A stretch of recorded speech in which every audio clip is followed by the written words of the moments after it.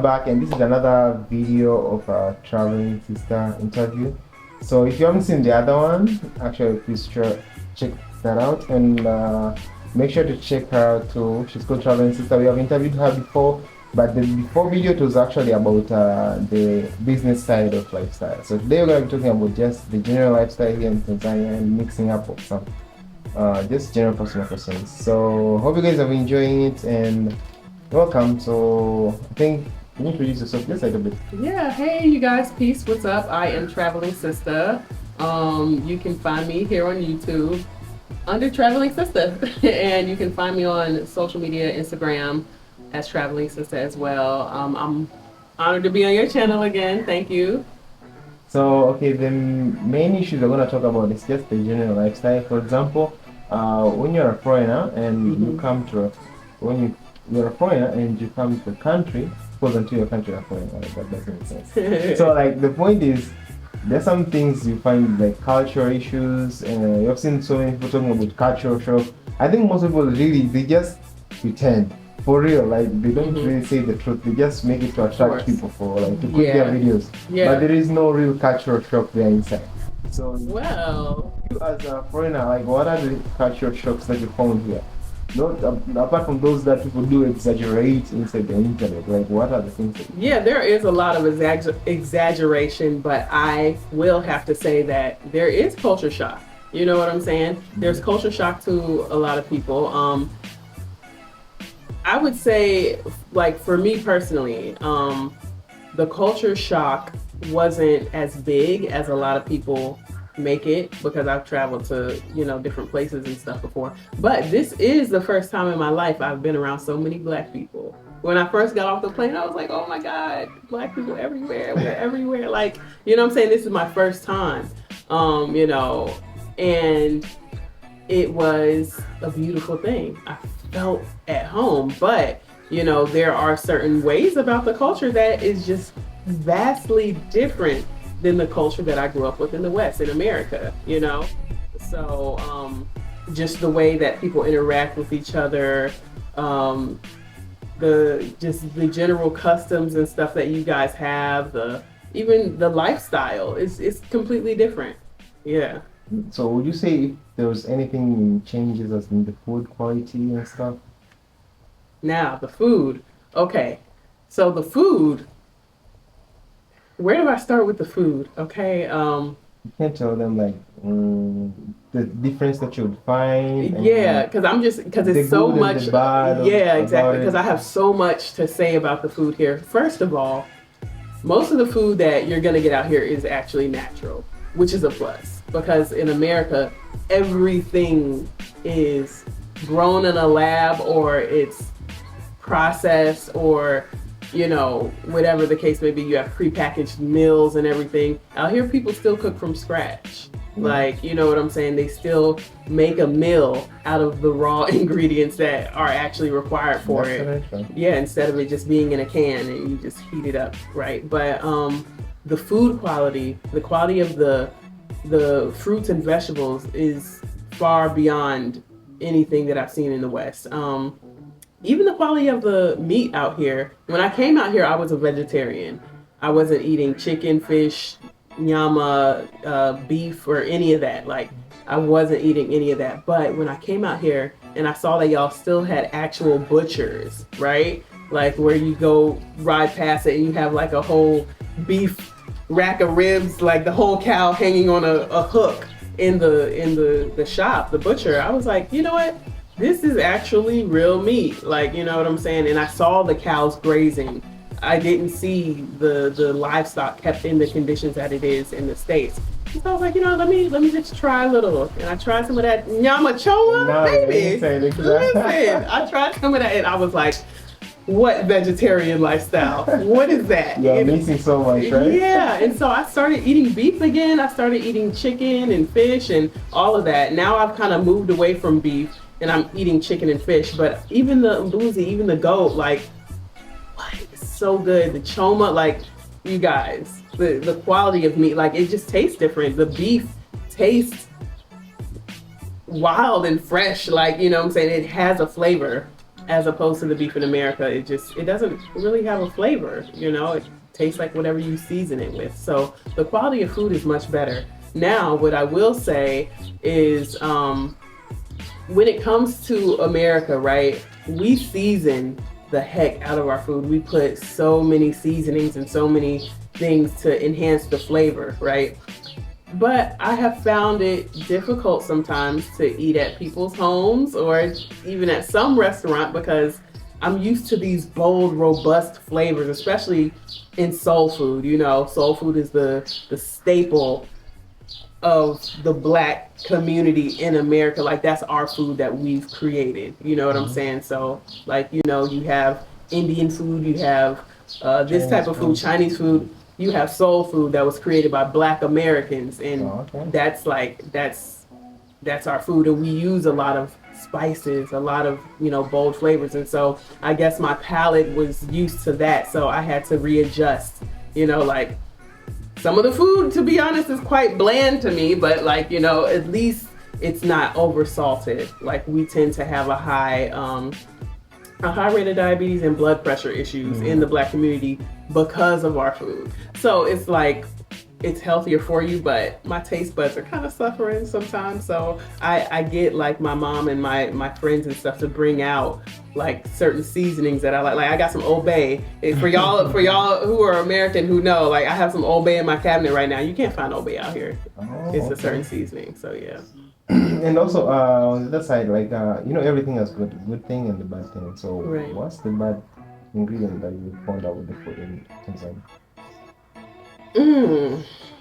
The bad, really, the lack of seasoning. That's it. And I wouldn't even say that. Like I said, I wouldn't say that's totally bad because y'all don't over season your food with any and everything.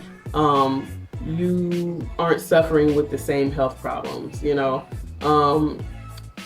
Also, I would say some of the bad is that it wouldn't even be necessarily the food itself, but, like, I feel like I've seen people kind of move away slowly but surely from the local markets and think it's better to shop at Shoppers with the processed foods. You see what I'm saying? And the only things I buy at Shoppers, or, like, the bigger supermarkets, because it's not only Shoppers, but the bigger supermarkets, is specialty items that I know I can't find at the markets. But I see people, especially, you know, like local Tanzanians, like, buying even produce sometimes at Shoppers, and even, you know, people telling me that it's because they think that Shoppers has a better quality, when in fact, like, almost all their produce is GMO stuff.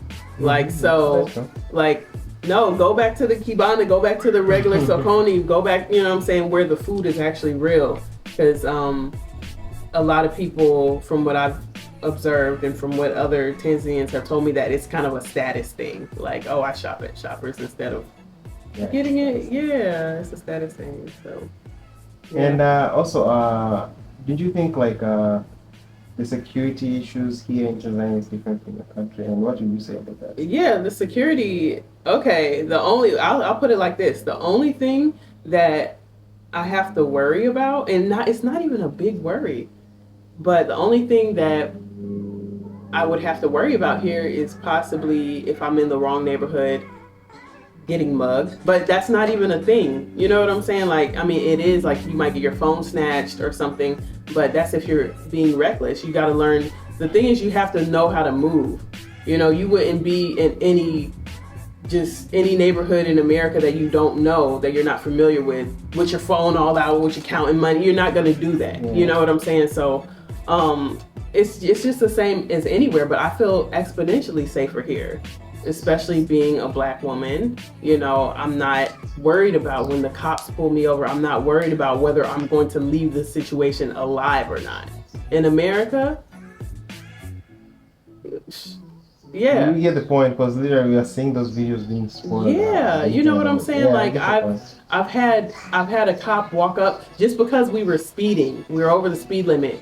Walk up to the car, hand on pistol, like ready to draw in the stance, like wide leg stance, as you're ready to, you know, I'm like, for speeding, but had we been a car full of white people or Asians or another race, I'm not even gonna say Hispanics, because at this point Hispanic people in America have it just as bad almost as African Americans, but you know, just the racism and the whole system that's kind of built to put the black people at the bottom. You know, it allows, or it makes room for people to kind of devalue us.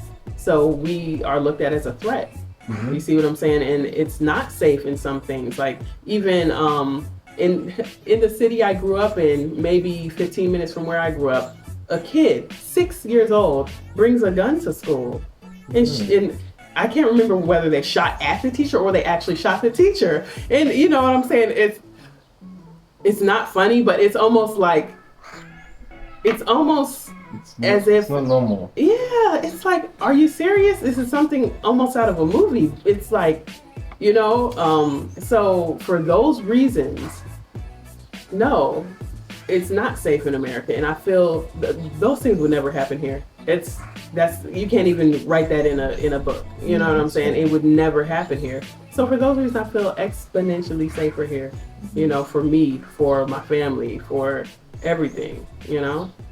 And on the side also, because on the lifestyle, we would like to talk actually on the hospital issues. Because I've seen some of the people on the Reddit and they do complain. But I just do researches like, what do people really want to know about Tanzania, and like what exactly are the challenges when they come here, or if someone has a question, I do just passing over and answer some things. I did find some people talk about like Tanzania has got a bad reputation on hospital services for foreigners. Now, maybe because it was due to language barrier, I've seen some of the consequences, such like because those Chinese and stuff, maybe. Right.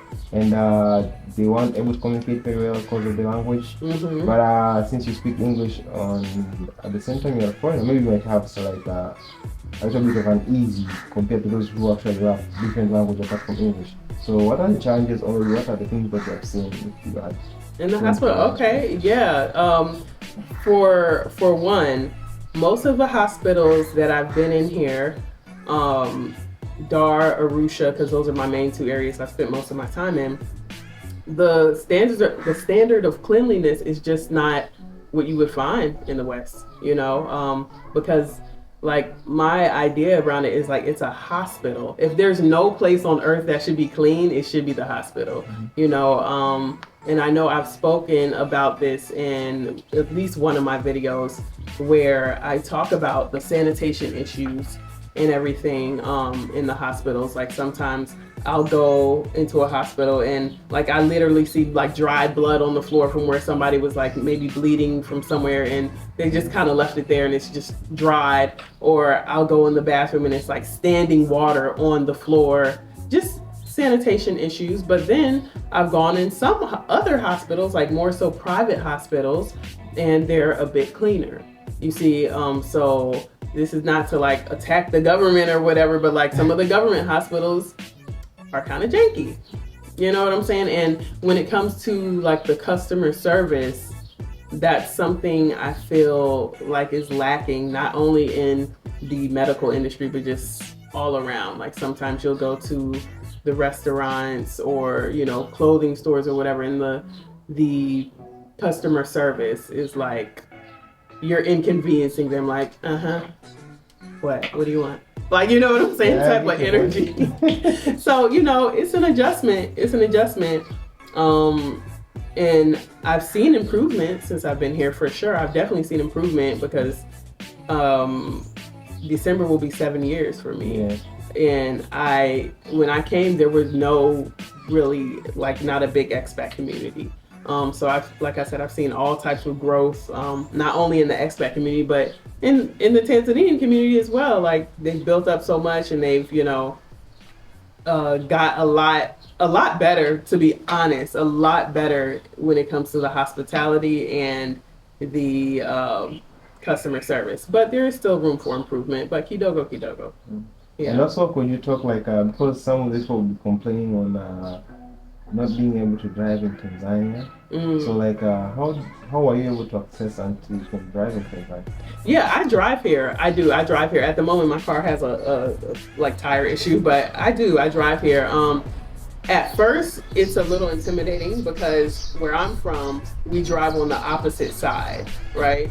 So it's a little confusing when you're at a stoplight, like, and I want to turn right and go down the road, but I can't do that. Like I have to turn left. Yeah, on the left side, right? Yeah. So it's a little more difficult adapting. But what I will say, also, at face value, it seems that like people drive kind of crazy out here, because you're cutting here, there. You have a bunch of bodas like zooming in and out. Like in Kariako, have you ever drove like down? I haven't drove. I make my husband drive because I can't. With Kariako, I cannot drive in Kariako.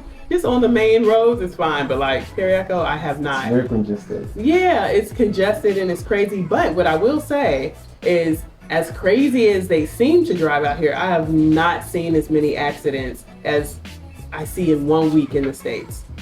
Yeah, like, because out here, I like to call it a controlled chaos, because people know that they drive crazy. So everyone is kind of conscious of like, okay, I have to make sure I have room on this side, room on that side. I know a boater might just swoop out of nowhere. I know this dollar might just jump out and cut me off, stuff like that. So everybody's conscious. I don't see as many accidents as I do in America. Yeah, that's the thing. Yeah. So I think thank you so much, because we really wanted just to talk about the lifestyle, and just in case if they have any questions that they wanted to know, you can just let us know down in the comment section on the business side on the other video, or you can just leave it here if you have any question about Tanzania, so we can answer it next time or anytime we get a chance. So thank you so much. Until we meet again, make sure to check out. I'm gonna keep the link on the description. And until we meet again, bye bye. Ciao. Peace. Yeah.